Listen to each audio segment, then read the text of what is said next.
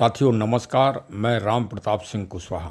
वास्तव में आज ये बालिका सोनू कंवर के द्वारा ये एक छोटी सी प्रस्तुति की गई है किसी प्रोग्राम में, और वास्तव में वो हम सब अभिभावकों के लिए एक बहुत बड़ा मोटिवेशन दे रही है। पूरे भारत के नागरिकों को इस छोटी सी बच्ची के इस क्लिप के एक एक शब्दों को सुनना चाहिए, मंथन करना चाहिए, विश्लेषण करना चाहिए कि हम वास्तव में क्या थे और क्या हो गए हैं और क्या भविष्य में होंगे।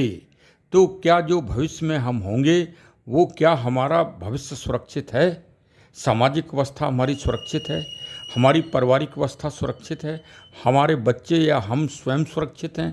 वास्तव में इस छोटी सी क्लिप में बहुत बड़ा गूढ़ अर्थ छिपा हुआ है जो हम सब भारतीयों का भविष्य है।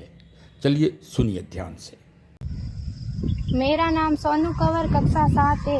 कलयुग समाज के अशुभ लक्षण: कुटुंब कम हुआ, संबंध कम हुआ, प्रेम कम हुआ, मर्यादा कम हुई, लाज लज्जा कम हुई, विनम्रता कम हुई, समर्पण कम हुए, पुस्तक वाचन कम हुआ, खान पान की शुद्धता कम हुई, बाल कम हुए, कपड़े कम हुए, नींद कम हुई, घी मक्खन कम हुआ, पीतल तांबे के बर्तन कम हुए, भाई भाई का प्रेम कम हुआ, सत्य कम हुआ, अतिथि कम हुए, धैर्य कम हुआ, श्रद्धा और विश्वास कम हुआ, बड़ों का सम्मान कम हुआ, और भी बहुत कुछ कम हुआ जिससे जीवन सहज था, सरल था। संतान को दोष न दे, बालक या बालिका को इंग्लिश मीडियम में पढ़ाया, अंग्रेजी बोलना सिखाया, बर्थडे और मैरिज एनिवर्सरी जैसे जीवन के शुभ प्रसंगों को अंग्रेजी कल्चर्स के अनुसार जीना ही श्रेष्ठ माना।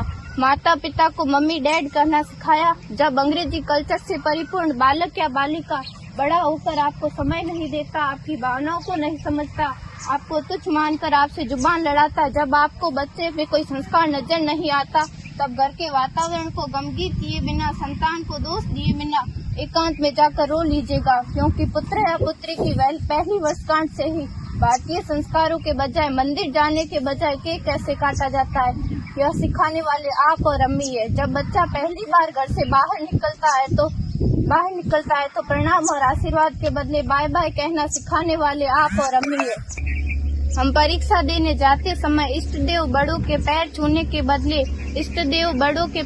के बदले बेस्ट ऑफ लक कहकर परीक्षा भवन तक छोड़ने वाले आप और अम्मी है। बालक या बालिका के सफल होने पर घर में परिवार के साथ बैठकर खुशियां मनाने के बदले होटल में पार्टी मनाने की प्रथा को बढ़ावा देने वाले आप और अम्मी है।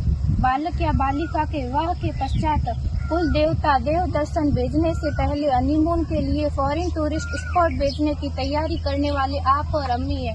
ऐसी कई ढेर सारी अंग्रेजी कल्चर्स को हमने जाने अनजाने स्वीकार कर दिया है।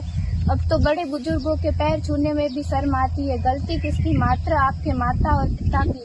अंग्रेजी अंतर्राष्ट्रीय भाषा है से काम का जेतु सीखना है, अच्छी बात है, लेकिन इसकी संस्कृति को अपने जीवन में उतारने की तो कोई बाध्यता नहीं थी।